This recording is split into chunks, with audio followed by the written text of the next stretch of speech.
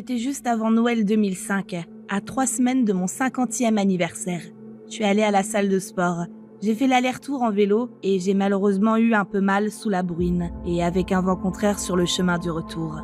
Ma femme est partie au cinéma avec sa sœur et mon repas d'après-entraînement consiste à grignoter des restes de poulet. Mais juste au moment où je m'empiffre, j'ai remarqué une douleur sourde et inhabituelle dans ma poitrine, comme une indigestion. Je n'avais soudainement plus faim, pensant que c'était effectivement cela. Mais au bout de quelques minutes, la douleur est devenue plus intense et s'est propagée dans le haut de ma poitrine.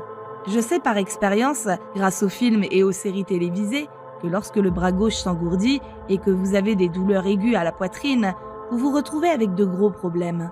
J'ai d'abord appelé le 911, puis ma femme. Les ambulanciers sont arrivés chez moi quelques instants plus tard, m'ont installé sur le canapé et ont commencé à me soigner. Je me suis sentie très fatiguée, comme si je voulais fermer les yeux et dormir. Mais les ambulanciers ne cessaient de m'ordonner de rester réveillée. J'ai fermé les yeux pendant ce que je pensais être un moment. Je n'ai pas pu m'en empêcher. La dernière chose dont je me souvienne, c'est que j'étais sur le sol et qu'un ambulancier était à genoux, à côté de moi, avec les palettes de défibrillation dans les mains. J'avais fait un arrêt cardiaque parce que mon cœur travaillait trop vite et j'ai appris plus tard que c'était dû à un blocage de 90% de mon artère. Ça s'est produit au moins 3 fois de plus à l'hôpital avant que la situation ne soit suffisamment stable pour qu'un cardiologue m'examine, décidant ou non de me faire poser une endoprothèse. Apparemment, ils appelaient cette opération la veuve noire ou quelque chose comme ça, car seulement 1 homme sur 10 de mon âge survive à cette dernière. Donc le fait que je sois encore là n'est apparemment rien d'autre qu'un miracle. J'ai passé les 3 jours suivants allongée dans un lit d'hôpital et après avoir été renvoyée chez moi, 2 autres semaines se sont écoulées où j'ai dû me rétablir dans mon propre lit, suivi de près de 3 mois de psychothérapie cardiaque. Aujourd'hui, je me suis bien rétablie et je suis en assez bonne santé du haut de mes 64 ans. Je prends un certain nombre de médicaments afin de garder la forme et je me suis battue pour conserver mon poids et manger correctement. Je suppose que où je souhaite en venir avec cette histoire, c'est que je me rappelle pas être partie avant d'être de retour des suites du défibrillateur. C'est comme si vous ne saviez pas ce qui se passe. Quand je suis revenue à moi, c'était comme me réveiller d'une profonde sieste. Je n'ai jamais été aussi proche de la mort et bien que je ne souhaite pas m'en approcher à nouveau, il y a eu un sentiment de paix auquel je m'attendais pas. Et ironiquement, c'est ce qui me fait le plus peur. Quand j'étais enfant, j'ai vu un voisin assassiner sa femme le soir de Noël. J'étais encore à l'âge où je croyais au Père Noël. Alors, quand mes parents me couchaient, je restais debout à regarder par la fenêtre en espérant l'apercevoir atterrir sur les toits de notre quartier. Il m'a pas fallu longtemps pour réaliser que je pouvais voir dans la chambre de mon voisin. Il faisait sombre et tout ce que je pouvais voir était la forme d'une personne endormie, couverte d'une couette éclairée par la lumière d'une télévision voisine. Rien de surprenant, je suis sûre que vous serez d'accord. Alors, je me suis pas trop sentie coupable et j'ai continué à chercher le traîneau magique du Père Noël. Soudain, il y a eu du mouvement dans la chambre d'en face et j'ai regardé à temps pour voir mon voisin qui surprenait sa femme endormie. J'ai essayé de détourner mon attention de la chambre pendant qu'il se déplaçait vers le lit, mais j'ai vite fait de la reporter sur celle-ci quand j'ai vu des mouvements rapides et violents dans la faible lumière. On aurait dit que mon voisin frappait sa femme. Je sais que c'est déjà assez grave, mais tout ce que je voyais, c'était des coups qui descendaient et rien d'autre. Alors même si j'étais en détresse, quand j'ai couru en bas, j'ai dit à mes parents « Je pense que le voisin frappe la voisine !» Mon père est monté en courant, pensant que j'avais vu quelque chose de la fenêtre de ma chambre. Il s'est rendu à l'étage pour vérifier, mais à ce moment-là, quelqu'un avait tiré les rideaux. Il m'a alors demandé si je n'avais pas fait un mauvais rêve, et je lui ai juré que j'étais réveillée et que je guettais le Père Noël. J'ai alors repéré tout ce que j'avais vu dans les moindres détails, et à ce moment-là, maman écoutait également. Quand j'ai fini, papa et maman se sont échangés un regard. Vous savez, un de ces regards inquiets de père et de mère, comme une conversation entière, mais sans le moindre mot. Mon père s'agenouilla et me demanda quelque chose. « Mon grand, t'es sûr que c'est ce que tu as vu ? Parce qu'on pourrait avoir de gros problèmes si ce n'est pas vrai. » Mais là encore, je m'étais pas montré insistant sur ce que j'avais vu, et je savais pas vraiment ce qui s'était passé.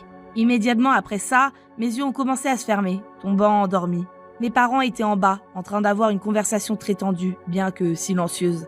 Papa, à sa honte éternelle, insistait sur le fait que je pouvais pas être sûre, que la pièce était sombre, que j'aurais pu les voir faire quelque chose que je n'aurais pas dû voir et que j'avais pas compris ce que je voyais. Maman, elle, restait ferme dans son attitude. Mieux vaut prévenir que guérir, et a dit à mon père que s'il n'appelait pas la police, elle m'emmènerait chez ma tante, affirmant qu'elle ne fêterait pas Noël à côté d'un voisin qui bat sa femme. C'est ainsi que mon père a appelé la police. Il disait qu'il priait pour que ce soit une erreur, et comme il pouvait donner un tuyau anonyme, il s'est dit pourquoi pas. Mes parents ont alors regardé de la fenêtre de leur chambre, qui avait une vue sur l'allée du voisin, lorsque la police est arrivée et a frappé à leur porte. Ils ont dit que c'était un moment très intense où ils espéraient entendre le son de la voix de la femme du voisin qui répondait à la porte. « Oh, bonsoir monsieur l'officier, y a-t-il un problème ?» De cette façon, ils pouvaient continuer à boire du lait de poule et regarder Jésus-Christ Superstar ou n'importe quoi d'autre. Mais au lieu de ça, ils regardaient le policier frapper, puis frapper à nouveau la porte. Ceci avant qu'il n'allume une lampe torche et commence à patrouiller autour de la maison. Ce qui m'a réveillée, c'est d'entendre « Monsieur, sortez les mains en l'air !» Et pendant que cet officier parlait, la police a finalement bloqué la maison du type pour se préparer à l'éventuelle confrontation qui allait se dérouler. Notre voisin avait une arme et menaçait de tirer sur les officiers de police s'ils rentraient dans sa maison. La prochaine chose dont je me souviens, c'est de voir ma mère se précipiter dans ma chambre, me disant de m'habiller. La police avait frappé à notre maison et nous ont dit qu'ils évacuaient la zone par précaution au cas où une fusillade aurait commencé. Notre maison avait ce vieux style de mur en stucco, qui est apparemment assez sûr, mais les policiers n'ont pas pris de risque. Vu que nous vivions au Texas à l'époque, ce gars aurait pu avoir n'importe quoi là-dedans. Mes parents me disaient, en quittant la zone en voiture, que toute la rue était éclairée par des gyrophares bleus et rouges. Ils n'avaient aucune idée du genre de scène qu'ils allaient trouver en revenant. Ce n'était pas si longtemps après l'affaire de Waco, quelques années après seulement, mais la peur d'une nouvelle fusillade a pesé sur les esprits de chacun. La nouvelle de l'impasse a fait le tour de la ville et ça s'est terminé de façon assez décevante. Le type s'est suicidé alors que la police a finalement fait irruption dans sa maison. Mais à l'étage, ils ont trouvé le corps de sa femme gisant dans son lit, exactement où je l'avais vu. Elle s'est faite poignarder plus de 30 fois. Je n'avais pas regardé le type frapper sa femme, je l'ai regardé la poignarder, encore et encore. Et tout ce que j'ai fait pendant tout ce temps, c'était d'observer. Une fois que toutes les informations étaient connues, mes parents ont essayé du mieux qu'ils pouvaient de me protéger, parce qu'ils avaient raison de penser qu'une fois que j'aurais fait le rapprochement entre ces choses et que j'aurais compris ce que j'avais vu, je serais extrêmement perturbée. Et effectivement, c'était le cas. Le fait d'avoir vu tout ça m'a perturbée pendant longtemps par la suite, et je n'ai pas réussi à me débarrasser de mon trouble d'anxiété générale avant le début de la vingtaine. Je me suis dit que si notre voisin pouvait faire quelque chose d'aussi terrible à quelqu'un qu'il semblait aimer, alors n'importe qui pouvait le faire. Des gens que je connaissais depuis des années, des gens que j'aimais bien, ils pouvaient être capables des actes les plus obscènes de malveillance, juste parce qu'ils ont l'air normal, parce qu'ils vous sourient quand ils vous voient dans l'allée le matin, ne veut pas forcément dire qu'il n'y a pas un monstre qui se cache en eux. Quand j'étais enfant, moi et tous mes frères et sœurs dormions dans le sous-sol la veille de Noël, pour donner au Père Noël, c'est-à-dire mes parents, assez d'espace pour disposer tous les cadeaux sous l'arbre de Noël. Une nuit, je me souviens avoir remarqué qu'il y avait beaucoup de bruit venant de l'extérieur, dans la rue. Mais nous ne pouvions pas voir quoi que ce soit, parce qu'il y avait de la neige qui couvrait les fenêtres. Soudain, notre mère est descendue et nous a dit de ne pas monter jusqu'à ce qu'elle nous le dise. Peu de temps après, on a entendu des sirènes et vu les lumières de la police se refléter dans la neige. Mais c'était un quartier difficile, donc c'était pas comme si quelques véhicules d'urgence allaient nous faire tendre l'oreille. Il y avait beaucoup d'agitation que nous ne pouvions pas voir. Mais nous, on était tellement excités parce que c'était le réveillon de Noël qu'on n'y avait pas vraiment prêté attention. La prochaine chose qu'on sait, c'est que mon père avait descendu les escaliers, suivi de nul autre que le Père Noël lui-même. On était tous surexcités. On avait entendu dire qu'il fallait faire la queue pendant des heures au centre commercial pour rencontrer le Père Noël. Mais le voilà, faire une apparition chez moi la veille de Noël, sa période la plus chargée, ce qui fut en effet un grand honneur. Nous lui avons tous dit bonjour, avons couru et serré dans nos bras avant que le Père Noël nous dise que son traîneau s'était écrasé dans la neige dehors et qu'il attendait l'arrivée de la police pour le remettre dans le ciel. Et que pendant qu'il travaillait à le dégager, il a décidé de rendre visite à quelques enfants du quartier pour voir comment se passaient nos Noëls. Il avait aussi une énorme surprise pour nous, un cadeau pour chacun d'entre nous, et nous avons eu le droit de les ouvrir en avance. Nous les avons ouverts en chantant quelques chansons de Noël, et quand nous avons eu fini, le Père Noël nous a dit au revoir et est retourné à son travail, livré d'autres jouets. Ce n'est que des années plus tard que j'ai découvert ce qui s'est réellement passé cette nuit-là. Le Père Noël ne s'était pas écrasé dans la rue. En réalité, il y avait eu une énorme bagarre de gang devant une maison, avec des couteaux et des battes de baseball. 3 personnes ont perdu la vie cette nuit-là, et les secouristes n'ont pas pu les sauver. Après le chaos qui a suivi, un gars plus âgé de notre église qui se trouvait vivre en bas de la rue a pensé que mes parents pourraient avoir du mal à garder leur calme avec toute cette violence dehors. Alors, Sans savoir que nous étions béatement ignorants de tout ça, il a mis un costume de Père Noël et est venu après l'arrivée de la police. Le Père Noël était un héros pour moi quand j'étais enfant. Et je sais maintenant que c'était un voisin bienveillant qui était le véritable héros. Une attention et bienveillance du genre, c'est ce qui fait la magie de Noël. Ma grand-mère a toujours décrit l'oncle John comme un connard bizarre. Excentrique était le mot que ma mère utilisait.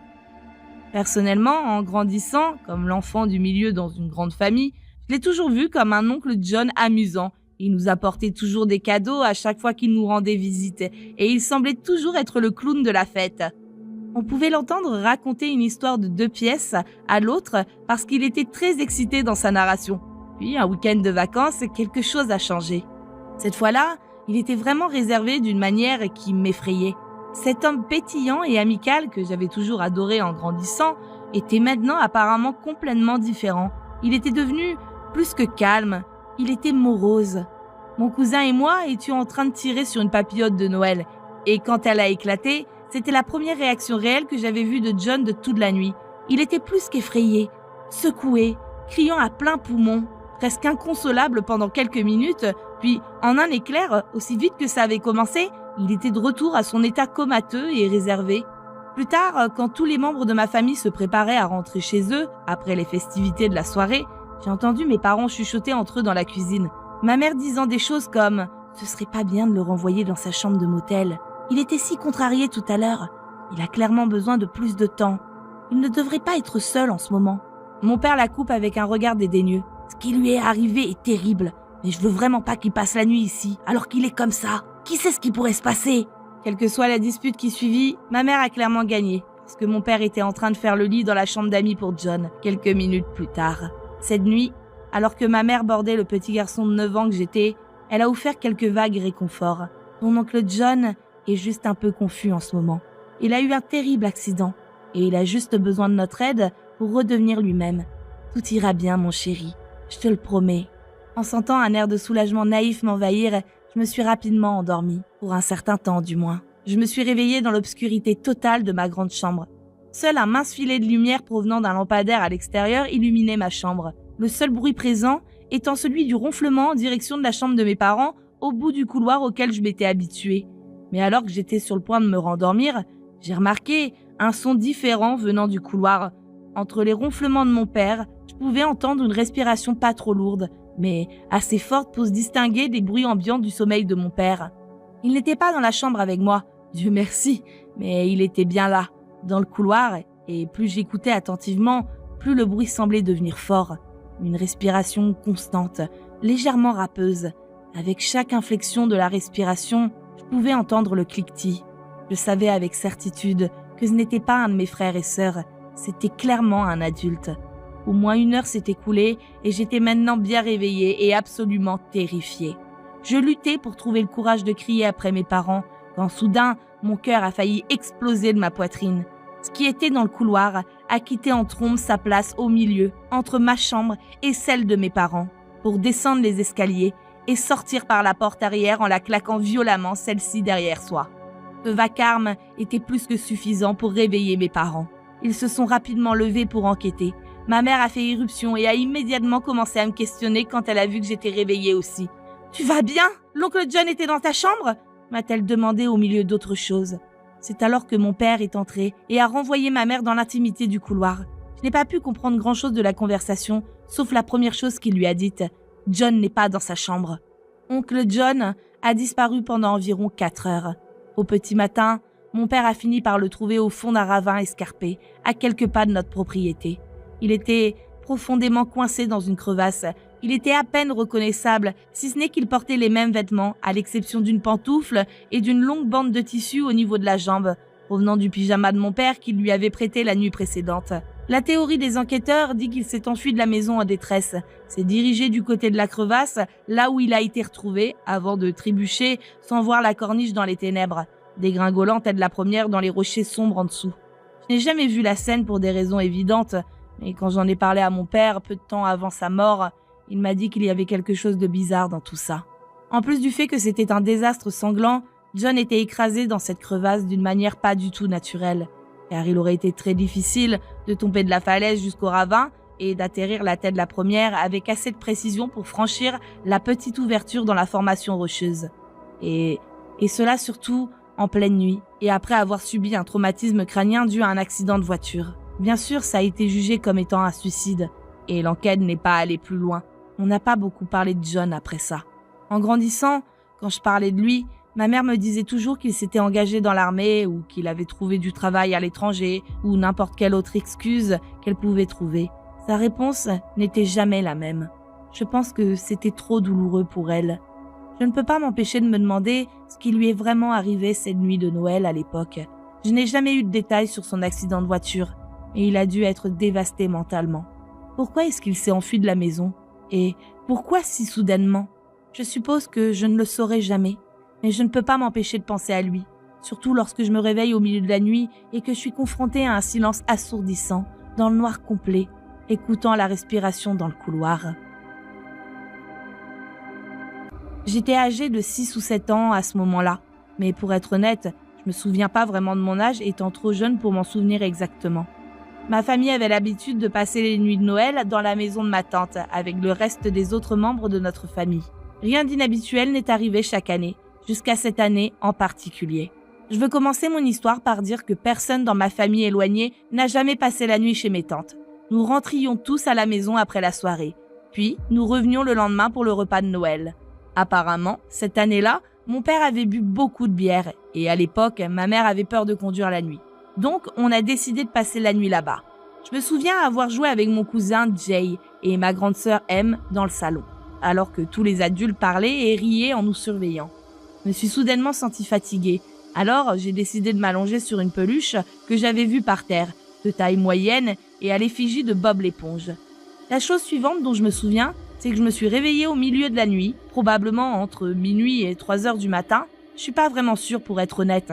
J'étais allongée sur le canapé qui fait face à une porte qui relie le salon et la salle à manger, ainsi que la cuisine. Il y avait une fenêtre sur le côté droit du salon. Par la fenêtre, on pouvait voir le clair de lune qui baignait la pièce de l'obscurité. Je me souviens avoir levé les yeux et avoir vu 2 enfants debout sur le seuil de la porte. Ils étaient complètement blancs, ce que j'ai pensé être dû au clair de la lune. On aurait dit qu'ils avaient une conversation, la fille tournée vers le garçon, tous deux faisant des mouvements de main suggestifs, comme on peut le faire pendant une conversation. Le plus étrange, c'est que je n'entendais pas un seul son venant d'eux, pas même un murmure. La pièce était complètement silencieuse. C'était comme si tu regardais 2 personnes parler à la télé, mais que t'appuyais sur le bouton muet. Ils n'avaient pas l'air de remarquer que je les regardais non plus. Ils ressemblaient aussi un peu à mon cousin Jay et ma sœur M en termes de taille. C'est pourquoi j'ai d'abord pensé que c'était eux. J'étais sur le point de me lever et d'aller vers eux pour leur demander ce qu'ils faisaient à cette heure de la nuit, quand soudain, j'ai eu ce sentiment désagréable que je ne devais peut-être pas le faire. J'ai donc décidé de réveiller ma mère qui dormait par terre juste en dessous de moi. Je lui ai demandé où se trouvaient Jay et ma sœur M. Elle m'a répondu avec agacement que Jay dormait dans sa chambre et ma sœur M dormait sur le même canapé que moi, juste au bout de mes pieds. Je sais que ça peut paraître confus, mais je dormais sur un long canapé incurvé. Et je n'ai pas remarqué immédiatement que ma sœur dormait sur le canapé avec moi. Quoi qu'il en soit, dès que ma mère m'a dit ça, mon cœur s'est mis à battre la chamade. Alors, qui sont ces enfants? J'ai pensé. Je savais que ce n'était pas un de mes cousins, parce que j'ai scanné le salon et il n'y avait que ma famille qui dormait ici. Pas d'oncle ni de tante en vue. Et puis, vous vous rappelez quand j'ai dit que personne ne passait la nuit chez mes tantes? Je savais donc qu'ils n'étaient pas mes cousins. Ils ne leur ressemblaient même pas. Au milieu de mes divagations, essayant de comprendre ce qui se passait, j'ai levé les yeux et j'ai vu que ces enfants avaient arrêté ce qu'ils étaient en train de faire et qu'ils ont commencé à me regarder droit dans les yeux. Et ils ne bougeaient plus. Je pouvais littéralement sentir leur regard sur moi. J'ai immédiatement eu très peur. Je suppose que j'étais trop effrayée pour réveiller ma mère parce que je n'ai fait qu'enfouir ma tête dans la couverture dans laquelle j'étais enveloppée, sans savoir quoi faire. Je suis restée comme ça pendant au moins 20 minutes à attendre. Quand j'ai enfin eu le courage de sortir, j'ai vu qu'ils étaient partis. Après ça, ma mémoire a commencé à s'estomper. Donc, je suppose que je me suis endormie. Je devais être un enfant stupide parce que je n'ai dit à ma mère ce que j'ai vu que des années plus tard.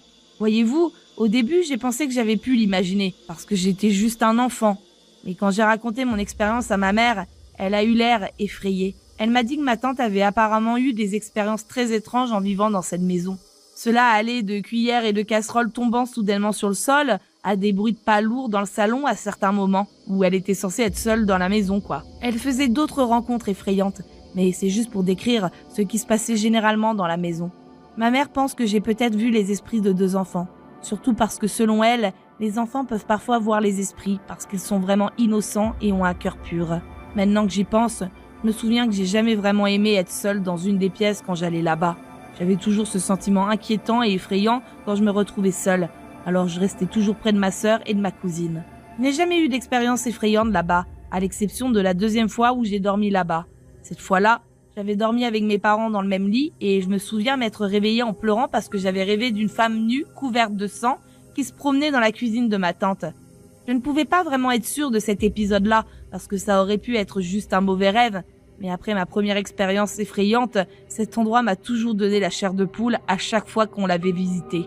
Après que ma mère m'ait raconté les expériences de mes tantes, j'ai décidé de faire quelques recherches sur la maison et j'ai découvert qu'elle avait été construite en 1928. Elle est très ancienne et a appartenu à beaucoup de gens dans le passé. Il est donc très possible que les gens y soient morts et peut-être même ses 2 enfants. Mes tantes ont fini par déménager. Je ne suis pas sûre à propos du fait que ces 2 esprits étaient malveillants ou non. Mais cette rencontre a été suffisante pour me faire croire que les esprits du paranormal existent bel et bien.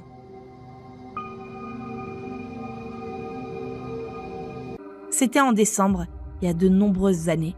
Je me suis retrouvée à faire des séances de photos pour un de ces trucs où nous pouvions faire des photos avec le Père Noël.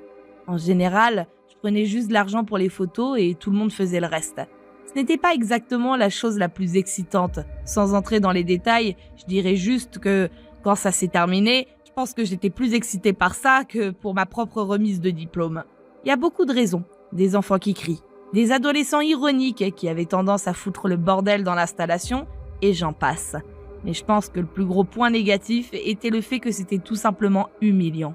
Au moins les gens étaient agréables, et il y avait cette super belle femme qui était toujours gentille avec moi. Même si je n'avais aucune chance, mais c'est en grande partie pour ça que je suis pas partie. Le gars qui jouait le Père Noël était un mec marrant. Il jouait le rôle très bien et avec beaucoup d'enthousiasme. Les enfants, du moins, ceux qui ne pleuraient pas, ont tout simplement adoré et cru en son numéro. De bien des façons, je l'admirais. Pendant les pauses, j'avais l'habitude de fumer avec lui dans l'entrée arrière. Une fois, je lui ai demandé quel était son secret. Il m'a regardé dans les yeux avec ce regard intense. Il était encore habillé en Père Noël, alors c'était difficile de le prendre au sérieux ou de ne pas se moquer. « Les drogues », a-t-il dit platement. Puis, il a retenu son regard juste assez longtemps pour rendre la situation extrêmement gênante. Finalement, il a éclaté de rire. C'était difficile de ne pas rire avec lui. Ce gars avait un sacré sens de l'humour. Un jour, sans prévenir, il a organisé un spectacle de nuit. J'y suis allée et tout le monde était flippé. D'habitude, les gens s'en foutaient puisque nous devions tous rentrer chez nous à cette heure-ci. Et comme c'était Noël dans quelques jours, c'était le moment où la fête était à son apogée.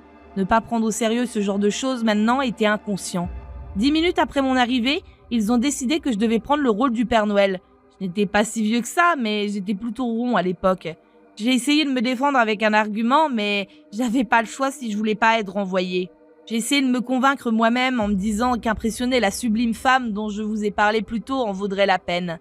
Mais quand le premier enfant a rampé sur mes genoux et m'a dit qu'elle voulait une PlayStation 2, j'ai réalisé que rien ne pouvait racheter ça. Après 3 heures de travail, j'ai remarqué un homme étrange assis dans l'aire de restauration. Il avait l'air plus vieux.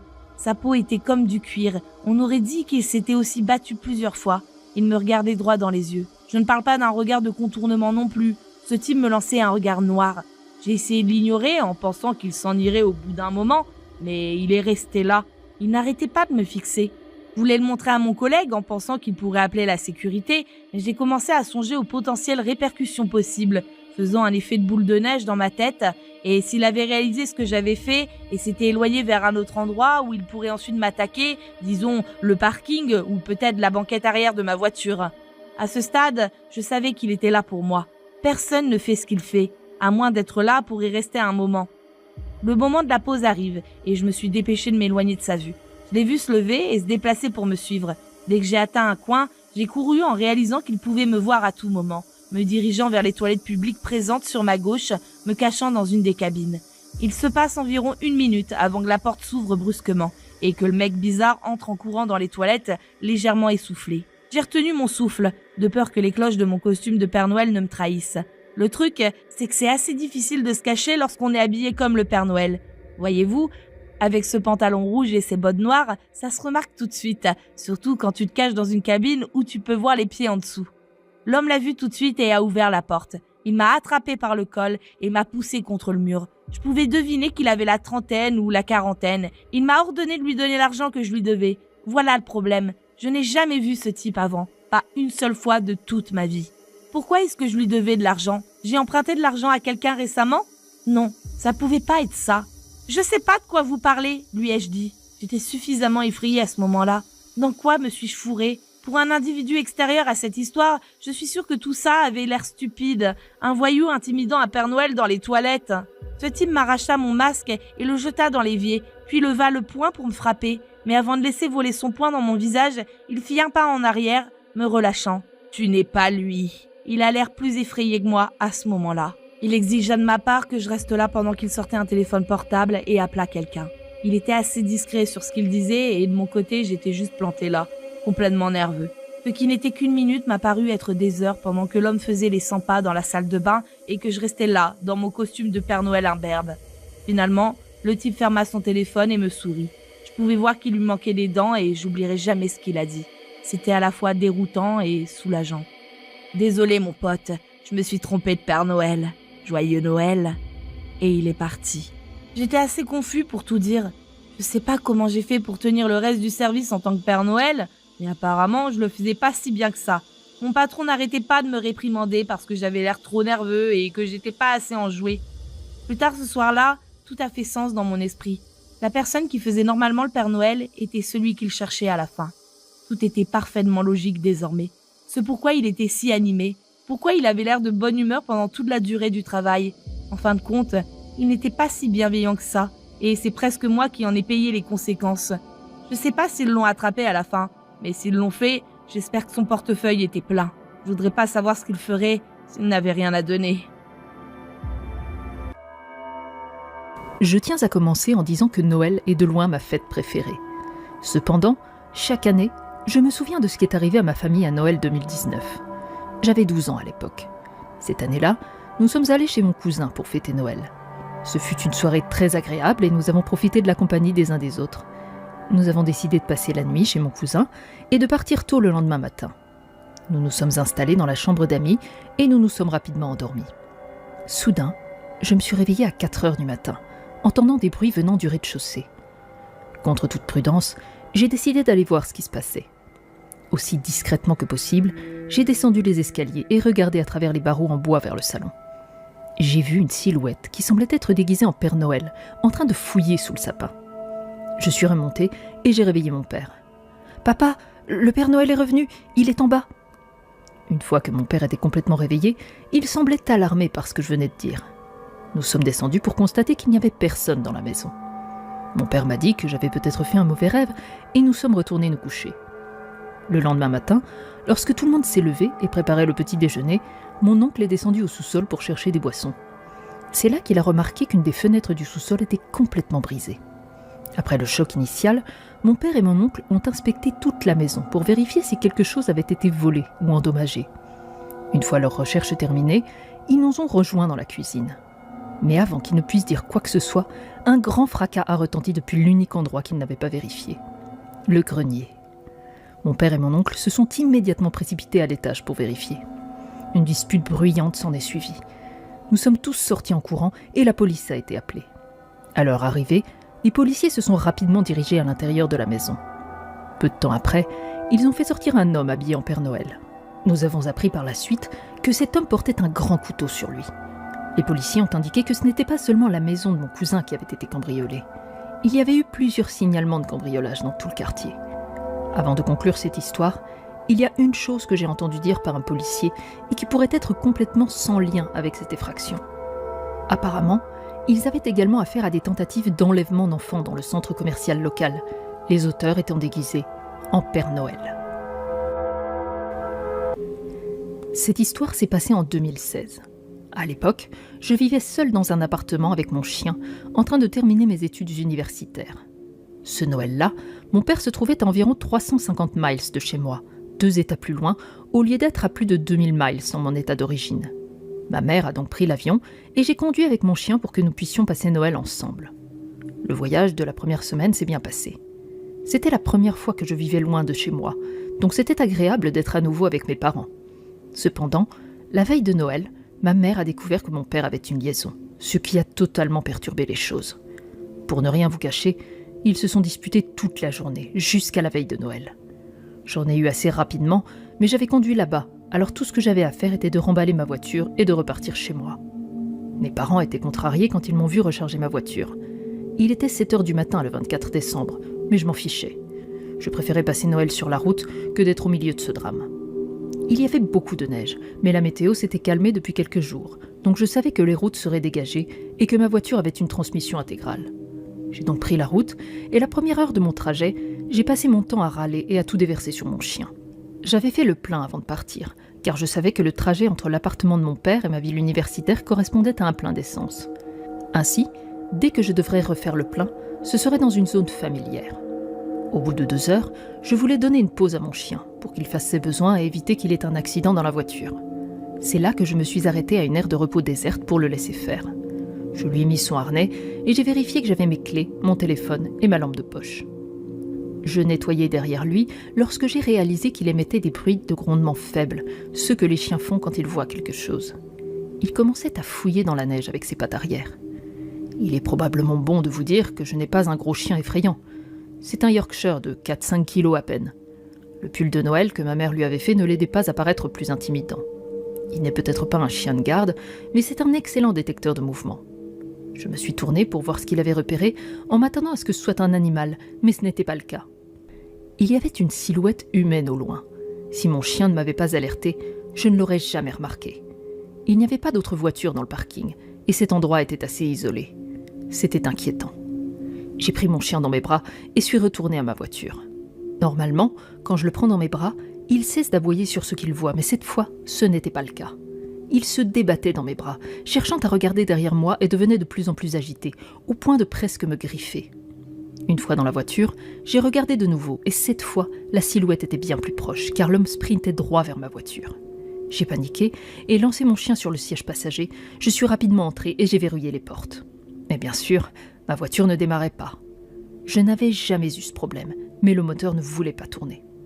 Mon chien était maintenant à l'arrière, grattant les fenêtres et devenant fou en aboyant et en grognant. L'homme est arrivé à ma voiture. Il ressemblait à n'importe quel sans-abri que j'avais déjà vu, avec des couches de veste légèrement déchirées, des jeans sales, des cheveux épars et une barbe. Il a ralenti sa course pour finalement trottiner aux abords du parking. Quand il est arrivé près de ma voiture, il a frappé contre la fenêtre du conducteur. « J'ai besoin d'un lift », a-t-il dit à bout de souffle, mais d'un ton monotone. Désolé, non, je vais appeler un dépanneur, mais si vous avez besoin d'un lift, vous pouvez en avoir un avec lui. » Je savais que j'avais l'air effrayé, et l'homme a commencé à frapper encore plus fort contre ma fenêtre avec ses 2 poings. Il a parlé du froid et du fait qu'il avait besoin d'un lift pour aller en ville et que c'était la veille de Noël. Mais à ce moment-là, j'avais cessé de l'écouter et me concentrer sur le fait d'essayer de calmer mon chien. Il était toujours hors de contrôle à l'arrière, aboyant, grognant et griffant la fenêtre. Mon chien n'avait jamais agi ainsi avec quelqu'un, et bien qu'il ne soit pas très ami avec les inconnus ou les nouvelles personnes, il était toujours du genre à les ignorer ou à ne pas chercher leur attention.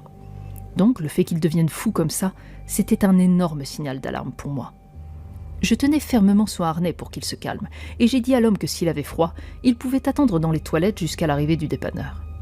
Il a gesticulé pour me demander de baisser ma fenêtre, mais j'ai secoué la tête. Finalement, j'ai mis mes mains sur la gueule de mon chien pour le faire taire, et j'ai dit à l'homme que je ne pouvais pas l'aider.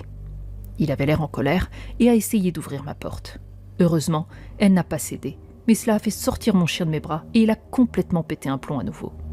J'ai sorti mon téléphone pour appeler le 911, et dès qu'il a compris ce que je faisais, il a reculé de ma voiture et s'est précipité dans les toilettes. Le fait qu'il parte a fait immédiatement se détendre mon chien. J'ai expliqué la situation au dispatch, la dame était très gentille, et elle a envoyé un policier à l'aire de repos, restant au téléphone avec moi jusqu'à son arrivée. L'homme est ressorti des toilettes et s'est approché de ma voiture.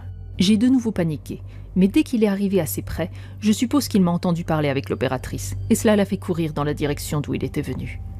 Il a fallu 15 minutes au policier pour me retrouver. Quand on a discuté, on a convenu qu'il était très cher d'appeler un dépanneur un soir de Noël, alors j'ai décidé d'appeler mes parents pour leur dire que ma voiture était tombée en panne. Mon père avait un gros pick-up et a pu emprunter une remorque à l'un de ses collègues. Le policier a permis à mon chien de rester dans sa voiture de patrouille pour se réchauffer pendant qu'il examinait les empreintes de l'homme pendant un moment. Mais finalement, ce dernier avait disparu. Mes parents sont arrivés environ 2 heures plus tard, et le policier a aidé mon père à charger la voiture sur la remorque. Je n'avais pas l'intention de raconter à mes parents plus que ce que j'avais déjà dit, mais le policier leur a expliqué ce qui s'était passé. Mes parents se sont alors sentis mal et ont décidé de ne plus se disputer, ou du moins pas devant moi. Mon père a pu réparer ma voiture, mais je pense que la situation les a vraiment effrayés, car ils ont fini par échanger ma voiture contre une neuve le lendemain de Noël. Ils m'ont dit que c'était un cadeau en retard et un cadeau de graduation en avance, et ma mère a insisté pour rentrer avec moi après les fêtes, puis prendre un vol de chez moi. Depuis, je n'ai jamais eu de nouvelles de la police. Je ne sais pas s'ils ont vu ou entendu parler de cet homme à nouveau. J'espère qu'il a appris la leçon sur le fait de harceler les gens dans les aires de repos. La veille de Noël, en 1989, je traversais Mexico en voiture avec mon petit ami. Il conduisait et je servais de navigatrice. Il y avait des décorations de Noël tout le long de la rue et la circulation avançait lentement, les voitures prenant soin de ne pas percuter les groupes de gens qui marchaient dans la rue. Nous étions pressés, alors mon petit ami a quitté une route principale et a pris une rue secondaire pour éviter l'embouteillage. Nous avons fait quelques virages supplémentaires et nous nous sommes soudainement arrêtés en réalisant que nous n'avions aucune idée d'où nous étions. J'ai ouvert la carte pendant que mon petit ami garait la voiture et allumait une cigarette. Je traçais notre parcours pour trouver un moyen de faire demi-tour, lorsque quelque chose a frappé fort l'avant de notre voiture, juste à côté de moi. J'ai eu un aperçu d'une silhouette percutant notre pare-brise et rebondissant en avant de tomber sur le sol. J'ai crié de surprise tandis que mon petit ami jetait sa cigarette dans le cendrier et sortait de la voiture. C'est là que l'expérience est devenue étrange. Je ne l'ai jamais partagée avec personne d'autre que mes proches amis et ma famille en qui j'ai confiance. Pendant que mon petit ami sortait de la voiture, j'ai vu la silhouette qui nous avait percutés se relever maladroitement, se tenant la tête et boitant en traversant la rue. Mon petit ami l'a complètement ignoré et s'est penché pour regarder l'avant de la voiture. J'ai baissé ma fenêtre et j'ai crié « Hé !» au type qui s'éloignait. Mon petit ami, pensant que je lui parlais, m'a répondu « Ne sors pas !» J'ai répondu « Pourquoi ?» Et mon petit ami s'est redressé. C'est là que j'ai remarqué du sang sur son pantalon, là où il s'était penché. « Il est mort !» a dit mon petit ami en se frottant le visage. « Non, non, il n'est pas mort !» Je me suis tournée et j'ai commencé à pointer dans la direction où l'homme était parti, mais il avait disparu. Je suis sortie de la voiture et me suis levée. J'ai vu assez de choses pour comprendre ce que mon petit ami voulait dire. L'homme que nous avions percuté avait rebondi sur le pare-brise et avait atterri la tête dans une bouche d'égout. Son cou était clairement brisé, et il saignait abondamment des fractures ouvertes de ses jambes où il avait percuté notre voiture avec son vélo.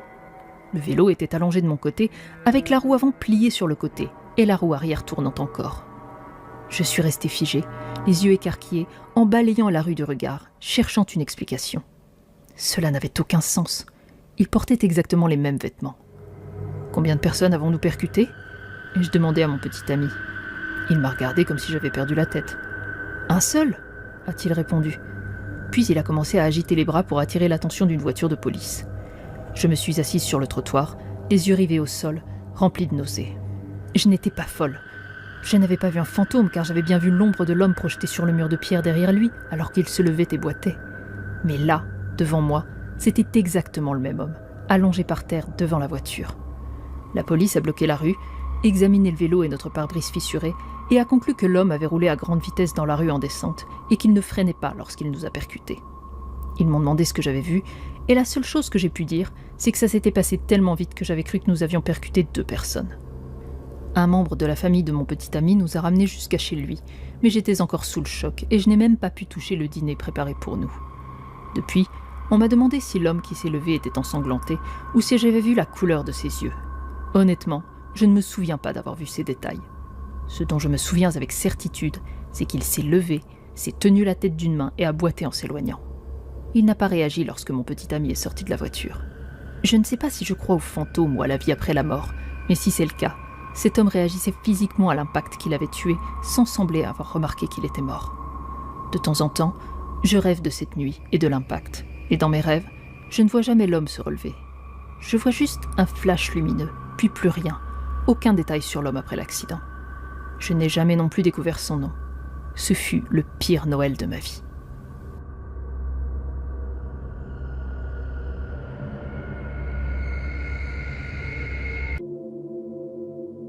Mon objectif en racontant cette histoire n'est pas qu'on la balaye comme une simple histoire d'horreur divertissante. Je veux sincèrement savoir si cette expérience, ou quelque chose de similaire, est arrivé à d'autres personnes. Cela m'aiderait à mieux dormir la nuit, en sachant que ce n'est pas juste dans ma tête. J'admets que je souffre de PTSD, mais cela est bien différent de tout ce que j'ai vécu auparavant, même pendant l'une de mes crises. Noël dernier, mes amis et moi avions prévu de nous retrouver dans notre cabane de chasse pour passer des vacances rustiques, loin du reste du monde. Nous avions prévu de faire un feu, boire quelques verres, écouter de la musique et jouer aux cartes. Je suis arrivée à la cabane en premier, juste au moment où le soleil commençait à se coucher. La cabane était isolée, au sommet d'une pente rocheuse surplombant la route. J'ai allumé toutes les lumières pour qu'on puisse la voir de la route.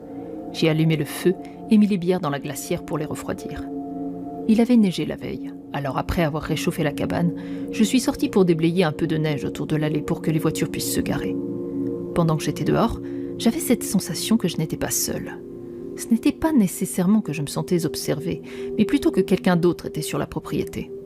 Je l'ai attribué à de la paranoïa. S'ils étaient là pour la cabane, il n'y avait aucune raison d'être aussi loin dans la colline. Il n'y avait rien autour, à part des arbres et des lignes électriques. Je suis retournée à l'intérieur et j'ai vu quelques appels manqués sur mon téléphone portable. Mes amis m'avaient appelé pour me dire qu'ils étaient en route et qu'ils arriveraient dans l'heure. J'ai mis la nourriture au four et apporté du bois pour le feu. Je m'étais installée, les pieds sur le canapé, quand j'ai entendu des coups à la fenêtre. C'était un tapotement fort, clairement quelqu'un essayant d'attirer mon attention. J'ai fait une pause et j'ai levé les yeux. Le bruit ne venait pas de la fenêtre à l'avant, mais de celle de derrière, près de l'évier de la cuisine. C'était l'opposé exact de la direction où quelqu'un devrait arriver, car ce côté de la cabane faisait face à la forêt. Je me suis levée lentement, je suis allée vers la fenêtre et j'ai regardé à l'extérieur, m'attendant à voir l'un de mes amis me faire une blague, mais il n'y avait personne à la fenêtre. J'ai scruté derrière la cabane, dans l'espace ouvert, et je n'ai vu aucun mouvement. Je suis allée à la porte arrière, l'ai ouverte et j'ai éclairé la brume de l'arrière avec ma lampe torche, et parmi les arbres, j'ai aperçu une silhouette. Je l'ai appelée. « Hé !» Et ai fait 4 pas dans la neige. Mais dès que je me suis arrêtée, le bruit de la neige sous mes pieds était aussi fort que des feux d'artifice. En regardant par terre, j'ai vu des empreintes que j'avais laissées en venant de la porte avant. Mais lorsque j'ai tourné lentement la lumière de ma torche vers l'endroit sous la fenêtre de la cuisine, il n'y avait pas de traces du tout. Pendant 10 secondes, je suis restée là, à regarder tour à tour les arbres et la fenêtre. Puis je me suis retournée et suis rentrée précipitamment, claquant la porte derrière moi, furieux contre moi-même, convaincu que j'étais en train de vivre une nouvelle crise, à sentir un danger là où il n'y en avait pas, à être distrait par des ombres et des bruits. Je me suis assis sur la chaise près du feu quand un autre tapotement est venu de la porte avant. J'ai poussé un soupir de soulagement en pensant que mes amis étaient enfin arrivés. Je me suis levée et j'ai ouvert la porte. Il n'y avait personne. Aucun de mes amis n'était à la porte. Aucune voiture n'était garée dans le jardin. Aucune empreinte dans la neige. Un frisson glacé s'est emparé de mon estomac, mais ce n'était pas à cause du froid. Il y avait quelqu'un là dehors qui se moquait de moi, me distrayant peut-être pour que je ne remarque pas ce qui se passait de l'autre côté de la maison. J'étais soudainement convaincue que quelqu'un essayait de s'introduire chez moi. J'ai pris mon arme de poing dans mon sac et j'ai repris ma lampe torche pour fouiller les 2 chambres, la salle de bain et le petit placard où se trouvait le chauffe-eau, vérifiant chaque endroit où quelqu'un pourrait se cacher et m'assurant que toutes les fenêtres étaient verrouillées. Lorsque je suis revenue dans le salon, j'ai jeté un coup d'œil par la fenêtre latérale et j'ai vu l'ombre d'un homme adulte, peut-être 1,70 m, se profiler sur le gazon devant la lumière du porche. Je le tenais. Je fonçais vers la porte avant, arme pointée, mais une fois de plus, il n'y avait rien. Pas d'homme, aucun mouvement et aucune empreinte dans la neige. Je suis restée sur mes gardes. Je n'étais pas fou, ce n'était pas l'ombre d'un arbre, c'était bien une personne. La tête, le cou, les épaules et le torse. Je le savais. J'ai scruté le jardin avec ma lampe torche, parcourant chaque centimètre, mais il n'y avait que mes propres empreintes. Puis la porte arrière s'est violemment refermée derrière moi. Ce n'était pas un simple claquement, mais un vrai coup. J'ai tourné sur moi-même, presque prêt à tirer. Puis j'ai couru vers la porte arrière, l'ai ouverte en grand, et j'ai pointé mon arme, mais j'ai de nouveau été accueilli par les seules empreintes que j'avais laissées en sortant. J'ai fermé les 2 portes à clé, et j'ai éteint toutes les lumières, ne laissant que la lumière du feu éclairer la pièce. J'ai mis mon arme dans le classeur, l'ai verrouillé et jeté la clé dans un bocal. Je suis restée là, près du feu, pendant encore 25 minutes, écoutant des bruits venant de différentes fenêtres de la cabane, forçant mon esprit à ignorer ces bruits et à rester calme. Je n'ai pas vu d'autres ombres de l'extérieur, mais je n'étais pas vraiment en train de chercher. J'ai vu les phares de la voiture de mes amis arriver. Je me suis levée, j'ai allumé toutes les lumières et je les ai accueillis à la porte comme si de rien n'était. Le reste de la nuit, j'ai bu avec mes amis, gardant un sourire sur mon visage sans montrer que quelque chose n'allait pas. Nous avons décoré un mini sapin, joué aux cartes et bien rigolé. Cette nuit-là, j'ai dormi sur le canapé, ignorant les bruits de pas qui traversaient la pièce. Si je n'avais pas vécu ce qui s'est passé le matin suivant, j'aurais probablement rejeté toute cette expérience comme étant dans ma tête, et je n'aurais pas pris le temps d'écrire tout ça et de vous le partager. Le lendemain matin, je faisais du café quand mon ami est rentré après avoir fumé une cigarette dehors. Sa femme l'a appelé depuis la chambre et lui a demandé s'il avait vu quelque chose. J'ai demandé de quoi il parlait et il a répondu « On a entendu des bruits de pas sur le toit cette nuit, mais il n'y avait pas de traces dans la neige. »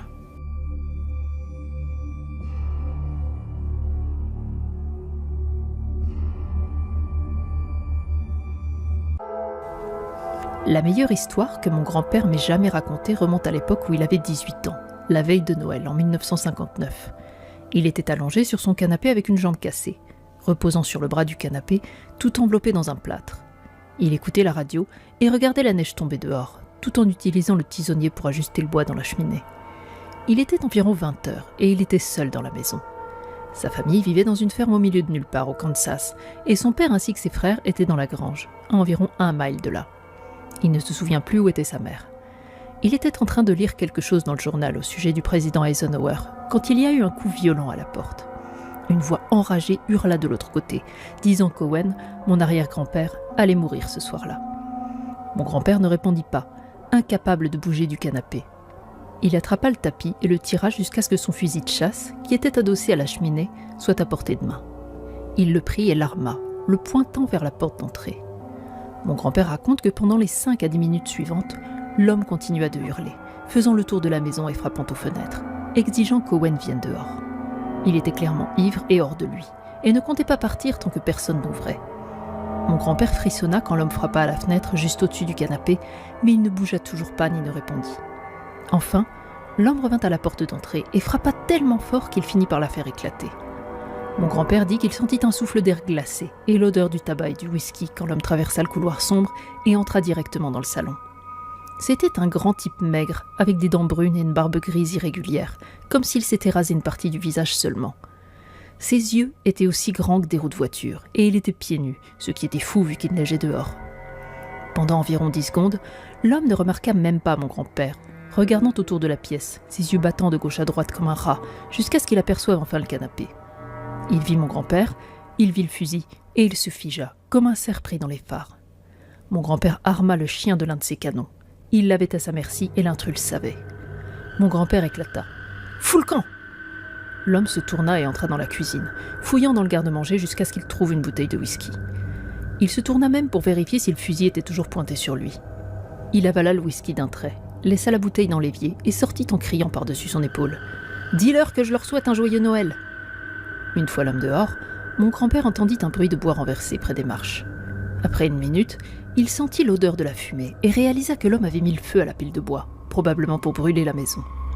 Mon grand-père se leva péniblement, avec le fusil toujours levé, à peine capable de le tenir droit à cause de sa mauvaise jambe, et regarda dehors. L'homme avait disparu, mais il y avait tellement de neige autour du feu et le vent glacé soufflait si fort que le feu était déjà presque éteint. Quand Owen et les autres sont revenus et ont vu les traces de pas sur les marches, ils ont demandé ce qui s'était passé, et mon grand-père leur raconta tout. Owen entra dans une rage folle, prit le fusil et suivit les traces de l'homme à travers les champs avec une lanterne. Il ne revint que le matin de Noël, quand toute la famille était réunie dans la cuisine pour le petit déjeuner. Owen jeta le fusil au sol et gronda que ce n'était même pas chargé. Quand mon grand-père lui demanda s'il avait eu l'homme, Owen hocha la tête et répondit « Ah oui ». Et c'est tout. Il n'a jamais réussi à obtenir de mon arrière-grand-père, Owen, un rapport précis sur ce qui s'était passé ou comment il connaissait cet homme. Mon grand-père dit qu'il n'a jamais revu cet étranger. Je lui ai demandé s'il pensait qu'Owen l'avait tué, et il a répondu « Je suis presque sûr que oui ». Quand je lui ai demandé comment il avait fait avec un fusil sans balles, mon grand-père m'a regardé et a répondu « Il y a des dizaines de façons de tuer un homme avec tes mains ». Cette histoire est arrivée à l'un de mes bons amis. Pour éviter toute confusion, je vais raconter l'histoire de son point de vue. Cela s'est passé il y a plusieurs années, quand j'avais environ 14 ans. Ma famille avait prévu un week-end pour rendre visite à mon oncle dans le Maine. Nous allions séjourner dans une cabane, car la maison de mon oncle était trop petite pour accueillir tout le monde. Nous sommes arrivés à la cabane un jeudi soir, et avions prévu de rester jusqu'au dimanche. C'était la veille de Noël lorsque nous sommes arrivés. Je vais vous donner une brève description de la cabane. C'était une petite maison de plein pied, de style ranch, avec 2 chambres, une cuisine, une salle à manger, un balcon extérieur et une salle de bain. Nous avons déballé nos affaires et nous nous sommes installés pour la nuit. Le lendemain matin, nous sommes allés chez mon oncle et avons passé toute la journée là-bas. Nous avons aidé à préparer le dîner de Noël et fait un petit feu dehors. Après une longue journée de célébration, nous sommes retournés à la cabane, épuisés. Je me suis lavée et préparée pour aller au lit, mais en sortant de la salle de bain, une sensation de malaise m'envahit, une inquiétude dans le creux de mon estomac. J'avais l'impression que quelque chose se trouvait dans la cabane avec nous. Je tiens à préciser que je crois fermement aux phénomènes paranormaux. J'ai traversé prudemment la salle à manger et en entrant, j'ai regardé vers l'arrière de la pièce où se trouvait la fenêtre. La lumière de la lune s'infiltrait dans la pièce, projetant une lueur faible. Lorsque mes yeux se sont ajustés, j'ai alors vu une silhouette sombre dans le coin. Une paire d'yeux rouges me fixait avec une intention malveillante. Mes actions suivantes sont inexplicables. J'ai encore du mal à comprendre ce qui m'est arrivé ce soir-là, mais j'ai calmement traversé la pièce et ignoré ce qui se cachait dans la salle à manger. Je ne peux toujours pas l'expliquer. J'aurais dû être terrifiée, mais c'était comme si mon cerveau était passé en mode automatique. Je me suis finalement réveillée exactement à 2h17, en entendant des pas lourds dans le couloir. Je pouvais le prendre pour l'un de mes parents allant chercher un verre, mais les pas étaient lents et délibérés, devenant de plus en plus forts à mesure qu'ils se rapprochaient de ma chambre. Mes pires craintes se sont réalisées lorsque j'ai entendu la porte de ma chambre s'ouvrir lentement. Je me suis cachée sous les couvertures, espérant que la chose partirait, mais mes prières sont restées sans réponse, car j'ai senti quelque chose s'asseoir au bout de mon lit. Puis, il y eut un grondement sourd et menaçant. Je me suis vite redressée, comme si un pétard venait d'exploser dans mon pantalon. J'ai brièvement aperçu une silhouette noire avec des yeux rouges perçants, assise au bout de mon lit. J'ai alors foncé vers la porte en hurlant pour appeler mes parents. Après m'avoir calmée, ils m'ont demandé ce qui s'était passé. Je leur ai raconté la chose que j'avais vue dans ma chambre, mais bien sûr, ils n'avaient rien à ce moment-là. J'étais complètement déconcertée, car je savais exactement ce que j'avais vu. Je ne suis pas fou, je sais faire la différence entre un cauchemar et la réalité. C'est difficile à expliquer ce genre de peur que l'on ressent lorsque l'on voit quelque chose de ses propres yeux qui ne devrait pas être là. Mes parents m'ont fait la traditionnelle leçon sur les cauchemars, rejetant toute possibilité d'un événement paranormal. Nous avons continué notre séjour jusqu'au dimanche, puis nous sommes partis pour rentrer chez nous. Jusqu'à ce jour, je n'ai toujours pas d'idée sur ce que j'ai vu dans cette cabane cette nuit-là, et je n'y retournerai jamais pour le découvrir. Mommy, you sent me a link with severe spoilers. What the fuck is that? I wanted in-game. If there was any way I could rewatch the cinematics we have already watched. Because in the previous Diablos, you could do that. Gosh darn it, dude. That's one massive sword. Oh, he's sword. No. Again, I wanted in-game. In-game. In-game. Because then we don't watch anything that's ahead of us. Defend. So Tyrael asked us for help. Where's Tyrael? We go. We go. We go. We go. Oh, we got. Information. We go. We horsey. Hello? Can I offer any help? I'll tell you what I tell all the Bleeding Hearts. I've got 2 fighting limbs, 3 on good days. But you've got all 4. Best save them for the battlefield, kid. Leave the aftermath to me. What the hell is she doing? Is she touching the boobie of the dead? Excuse me, need your blade sharpened? Armor polished? Oh, Thirsty? are you thirsty? Thirsty. Please. Okay, well. We are searching for a weapon to use against Mephisto. Okay, so Mephisto